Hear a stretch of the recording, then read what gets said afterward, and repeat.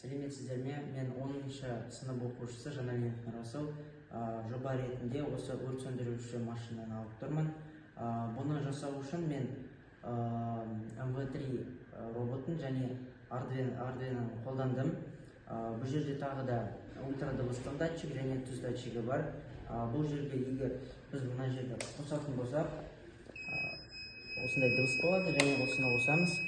Сонда бұл жерде егер мына жерде түз датчигінде өрттің ошағын көретін болса, бұл автоматты түрде мынау не арқылы, бачок арқылы жерге егер су құятын болсақ,